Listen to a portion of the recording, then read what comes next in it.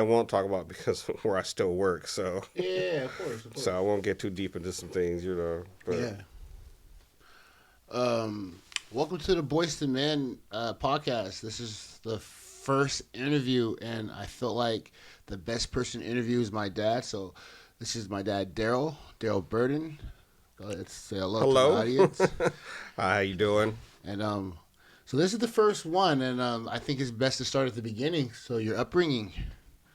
My upbringing. Well, I grew up in East Oakland. Um, my dad, he died when I was about 5 from cancer, and so in essence, I was raised by a single mom. So me and my sister and her on 81st Ave in East Oakland. So I grew up in a very rough time and place for a kid that's pretty scrawny. I had to be a chameleon to kind of make it because it was drugs. It was people out there doing craziness. I mean, I grew up in an era where I seen people shot and killed. Things that a young kid should never see. So, but that was my hood. That's where I was from. But with that, I also had good stuff. I had friends that I grew up around. I think I had a really good um, neighborhood that I grew up in the sense of the people who were right next to us. Because there was a lot of old school. It was back in the day. You had the dudes was like, nah, don't step on my lawn, and they took care of their houses and lawns. And so then I had a group of friends. We just always going to play sports, baseball, basketball, football over at the park over there at uh, over at Webster School. Like just man, having a good time. So that was a good thing. Like I said, there's a lot that we had to see and do, and that probably wasn't necessarily most appropriate for kids our age, but it helped us grow up and become who we are. And some of us were able to, I think, come out of it and be successful. Unfortunately, some of us did not. Some of us didn't come out of it at all. So would you say that your biggest failure happened before you had kids or after? Definitely after. Um, my biggest failure, which I won't go into too many details about it, You don't have to. I mean, this is but a learning experience but for everyone, so we're just trying to yeah, learn from people's past and stories. That's the whole point of Boys to Men. yeah. No, I tell you this: you gotta watch who you hang around, who you decide to be your friends, and what's going on and what they do. You need to make sure you just take control of your own life, and you don't ever want to wind up being a follower. Put yourself in a Yeah. situation that you have no control over.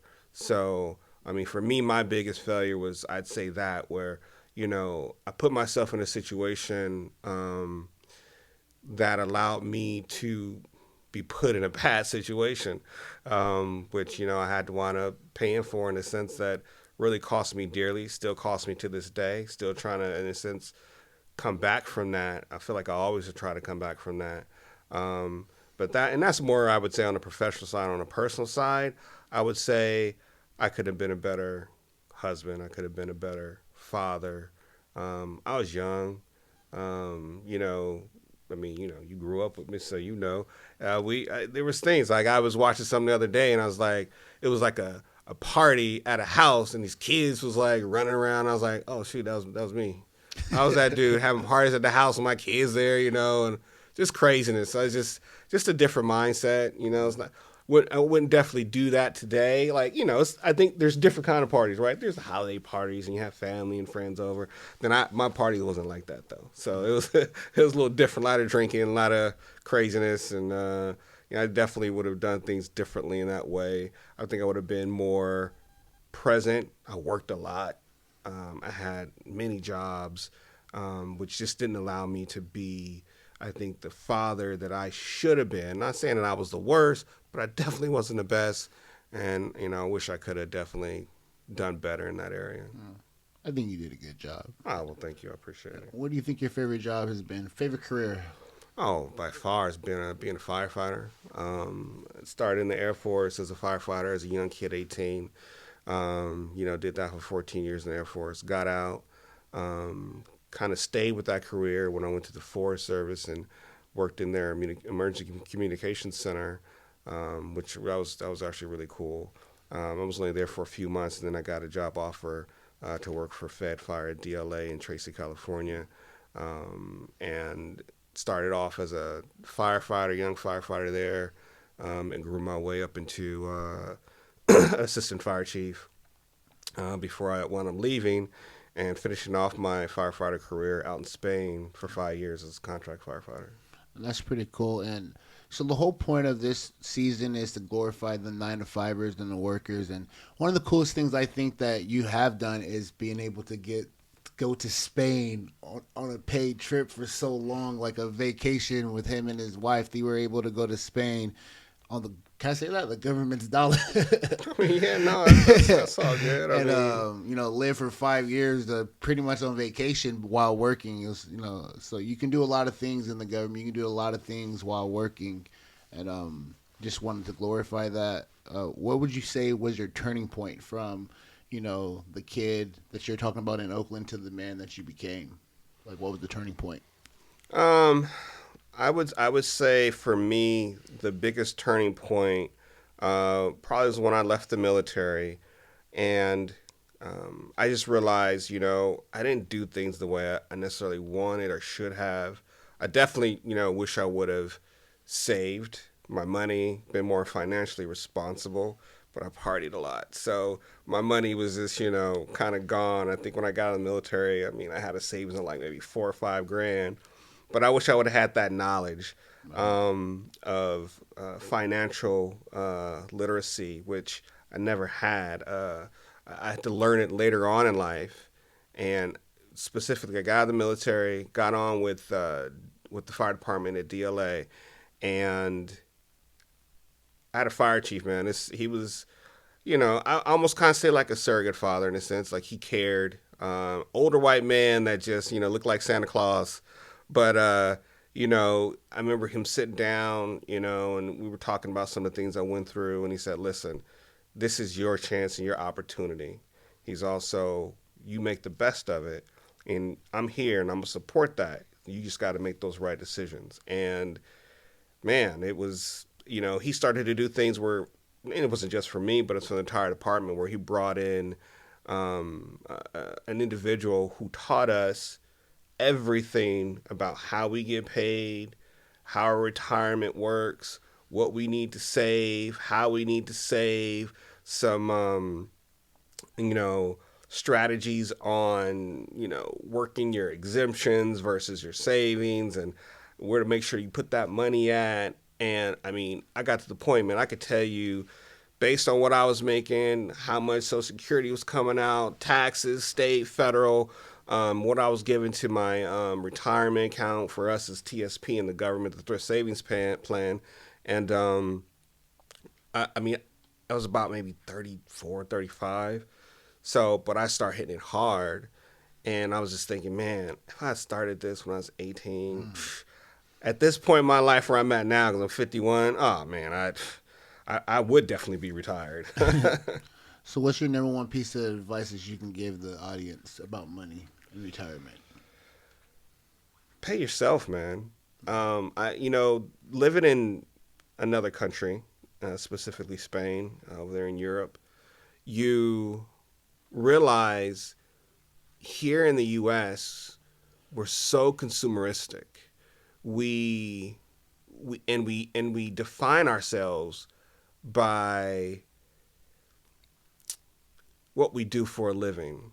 And so over there it was just about your friends, your family, your surroundings and enjoying life. So from a money aspect, I would say people buy things like, I got daughters who Amazon packages come in like on a daily basis. And I just had a conversation with my daughter yesterday, and she's doing way better. And I think they're doing all doing a little bit better with it, because I feel like they were just on a spree for a while. But how much do we buy that just winds up sitting around and we don't even use anymore? And exactly, it's just so much waste. So I was just say, be smart with your money by knowing what you get, you just because you see it doesn't mean you have to get it. That's just because that's the nicest car doesn't mean you got to get that nicest car. Get things of value because a car loses its value as soon as you flip and drive it off that lot, right? In most cases, but someone like property, putting money into an IRA, start an IRA immediately. I think that's the biggest thing people don't realize. I got that money you save and you don't touch, it's going to grow, and it's called compound interest, right? When you put it in certain accounts, like a IRA, a 401k, and so leave that money there, let it grow. I have a daughter who works also for the Social Security, and she deals with people who that's what they got to depend on to survive, right? Yeah. And it's not a matter of I'm not saying well these entitlements are people are it's whatever. Some people work for it, some people didn't. I really don't care about that. But the fact is, these people are in a position where they depend upon whatever that little check, which ain't a whole lot, to survive off of. And so that's you don't want to put yourself in a situation. So if you can, I don't care where you work or what you do, pay yourself something by putting it away for your future. Okay. If you could do anything today, right now, what would it be? Travel. Where would you go? Man, everywhere. So I watch travel blogs. And don't get me wrong, me and my wife, we've traveled. Yeah. We've hit many countries. We've got a little board or like a picture frame in our house and with little pins in it of places we've been. But I mean, we went on a trip just a couple years ago to the Maldives. And I don't even think it was on my wife's bucket list, but it was on mine. Right. And man, it was just out in the middle of the Indian Ocean. Absolutely just, ooh, man, I could have just stayed there for definitely way longer than we did. Recently we took a trip to Cancun. We went to Niagara Falls.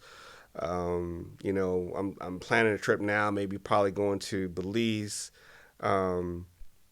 Last year, or actually no, this year, because we're still in 2022, we went to Turks and Caicos, which was also amazing. Spent a week there, and then we met some of the rest of the family out in St. Martin for another week, which was another beautiful place. So travel, I mean, probably haven't done a lot in Asia. So, there's some places like Singapore, Thailand, I'd like to go.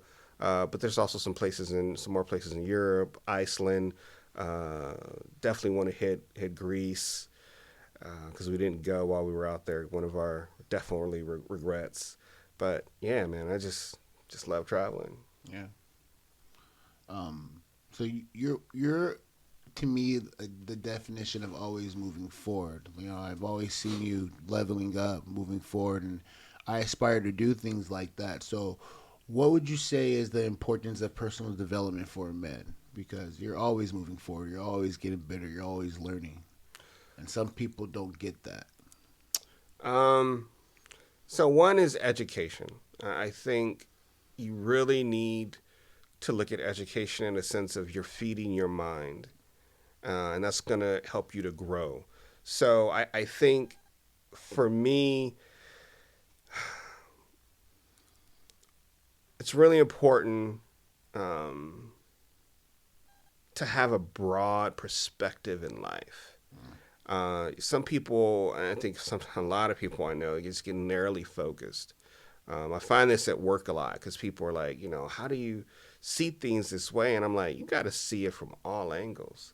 And when I say that, but you got to see it from their perspective.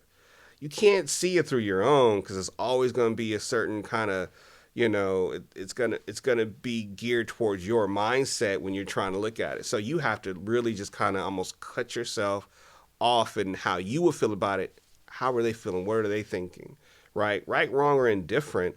To better understand people, to better understand situations, you got to see the whole playing field, and you got to see what everybody else is thinking. Right? I mean, like it's almost like football. When you running plays, yeah, you trying to run plays because you're also trying to think, what are they gonna do to try to stop me? Right.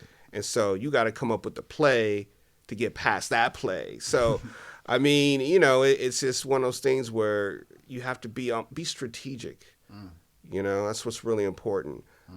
Don't let just circumstances happen and then you got to deal with it because that's what you'll always be doing.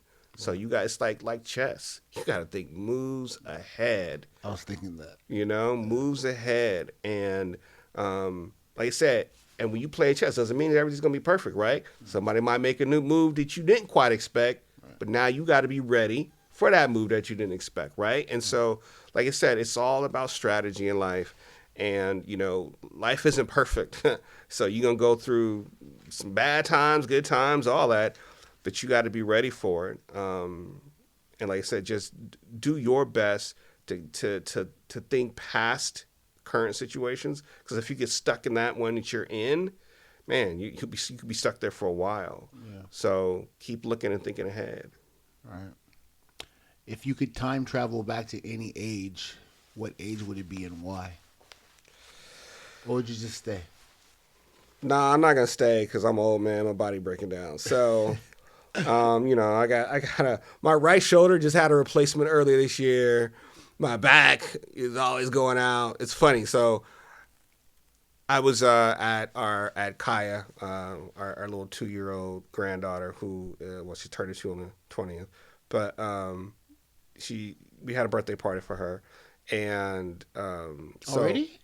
Yeah, December 20th. Yeah, but it's only the I know her mom wanted to have it early, I think, because of holidays and stuff. So, okay. so we had. I think. Thanks for the invite, Ophelia. No, thank you. I don't think you had the kids or something that weekend. That's probably why. So I saw a picture of a cake too. I was like, it's not her birthday. Yeah, I thought it was after. Yeah, and so the thing was, she had at her apartment, which is real small, and she had like her.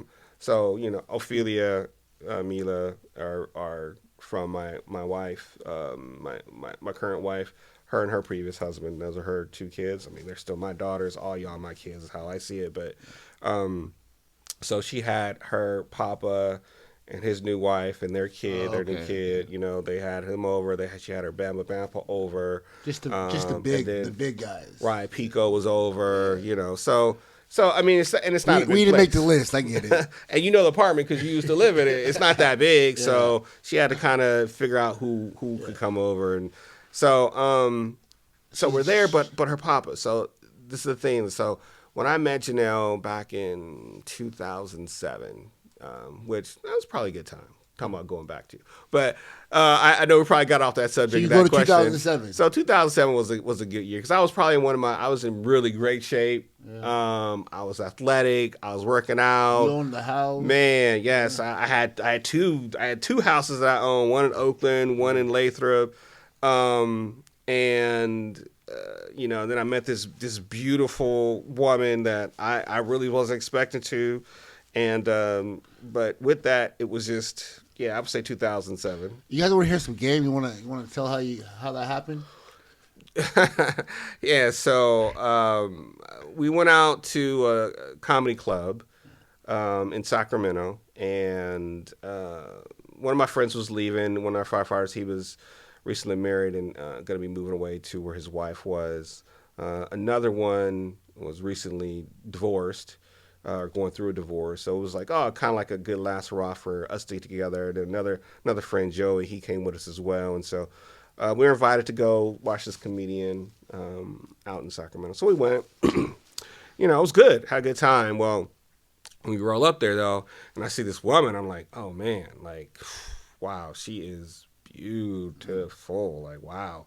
But I was like, all right, I'm still, I'm playing it cool and doing my thing, whatever. And then I found out I was like, oh, she's actually the girlfriend of the comedian stage. So I was like, oh, of course that probably makes sense, And so it was all good. So but we talked, introduced ourselves. I was like, all right. And then we saw the show. Show was cool. And then afterwards, it was funny because we were sitting kind of close to each other, and then we were leaving, and it's like this ramp. And as we're walking towards the ramp, and I think she had drank a little bit or something, so she was like, "Ooh, can you help me up?" And I just put my, my little muscular arm out back in the day, my little muscular arm, put it, she grabbed and I helped her walk out, whatever. But I was like, all right. And then we all kind of went afterwards to this like spot. She met some friends. There was like some dancing, and there was like some reunion. So we hung out. But I was just in so awe of her. And when me and my friends left that night, one of my boys, we were talking. I was like, oh man, something about her, man. I would love to get to know her a little bit better. Like, and he was like, you can get her. He's all, matter of fact, I think you are. And I was like, nah, nah. And then what so happened was maybe a month after that, one of my friends who was also there was having his 30th, and she was also invited, and it was in Vegas. So we are all going to Vegas now for this 30th birthday party. And so she was coming, and she was supposed to be bringing her boyfriend, who's a comedian. And but he didn't come. He took like a last minute show, so he was gonna come the next day. And so I remember we saw her in the lobby, and I was like, "Hey, where's he at?" She told us, "Oh, he's not coming," but she was on the phone, like, "Oh, but he's on the phone right now." And he was like, she gave me the phone. I was like, "Oh, whoa, wait, what's up?" And he was all, "Hey," he remembered me from the comedy show because we all hung out. And he was like, "Hey, I'm not coming in tomorrow." He's all, "Just keep an eye on my girl for me or whatever." And I was like, "All right, bet, cool, I can do that." I kept an eye out. That's all I can say is we just had such a good time. We didn't do anything inappropriate. We talked, we danced, we just got to know each other. One of my boys at the club we went to got so drunk he had to go to the hospital, Oh wow. and because he had alcohol poisoning. And this is the dude that was going through the divorce, so he was just on one. You know how it go, right? Yeah. And so I told her, I was like, hey, I gotta go to the hospital with him. They're taking him in the ambulance right now, so I'm sorry, I got it. She was like, I'll come with you, and I was like, what, word? So she came, and we were probably in that lobby, for about 4 or 5 hours, just getting to know each other, and until he was finally got released, came back, and then I remember I walked her to her room. I think I just gave her a little kiss on the forehead, said goodnight, and then next day was weird because then her boyfriend came. So, but we all, like I said, we all hung out, and then after that weekend, I think he must have realized something, and he's like, "What's up? What's going on?" Something must have happened while I was gone, and anyway, they wound up splitting up, and then that first day we were back, I got her number, called her, and I think we met for lunch. Been together ever since. Don't ever ask someone to watch your girl. Okay, so any closing statements? No, well, I would tell you this. I am very proud of you. I think you have come a long way in life. I think when you talk about even growing up in your childhood, you had to deal with tragedy early on. Unfortunately, I do know what that's like when losing my dad, but you lost your mom, right? And to me, don't get me wrong, I think dads are a really important and crucial part in kids' life, but man, ain't nothing like a mom, man. And that was tough for all you kids to have to go through life without her as you're growing up and developing. And with that, like, there's a lot of trials, tribulations, and struggles ahead. I remember, man, we were in Lathrop and we were like 14, 15 deep or whatever in one house. Yeah. We had cousins, we had everybody, we had all kind of folks in that house, and that was some crazy times. But I remember when you was trying to be a rapper, you was trying to do your thing, you went out, and then eventually you came back and you started working at DLA, doing your thing there, and and then we wound up getting married, having kids, and and then going through that life, and then you and your wife did split up, and then you became a single father. I mean, for what, almost 2 years. I mean, you were doing it on your own, and so that was a challenge, and I know that type of challenge. So, obviously we were here to help you, but still, that's your responsibility, and you had to take that on. And so here you are, and then as you're still in this. I mean, you were living with me at the time for a little bit, and you was traveling back and forth to DLA, and people understand that's Tracy. It's a bit of a haul. Yeah. But once again, you talk about never just settling. You were always looking ahead, and you got that job at the VA, which was a promotion for you. And and you've been kicking butt there, doing your thing. Hopefully, you're not done, and continue to move forward, whether it's there or somewhere else. Yeah. I mean, your bodybuilding has been, like I said, way more. I was into it, but never like what you were into. You actually competed. I mean, people used to ask me if I was going to compete. I never did. But no, I see you. You know, your last show I went to, you looked really good, and I know it's a lot of sacrifice and hard work that goes into that. Um, but you did your thing, you know, and you came out on top. No. You know, that's what this little sword here for. You know, little sword is nice. You know, got that at the comp. So um, hopefully you continue to do that, progress, keep doing things. You know what I mean, and become the man that you would like to be. Become that that leader in your family that your kids, your wife, everybody looks up to, depends on, which I know they currently do now, but just keep pressing forward. No. Thank you, and appreciate it. And a lot of it is from you. I think it's cool to have conversations and talk. That's why we're making Boys to Men, and it's important to have my dad as the first guest because I wouldn't be the person I am today if I didn't have him as a role model. And I know some guys don't have role models, so I'm just bringing the best role models I can for you guys because there's so much out there in life, and right now everywhere's hiring, and no one wants to work. So I just want to highlight people who have worked jobs, and I've got 14 years in. He's been working since he was 18, and he I'm not gonna say, but he's set, and he's a person to emulate. And there's a lot of good people out there that you can emulate. So we're just trying to bring those people here, one person at a time, one show at a time. Thanks for watching. See you on the next one.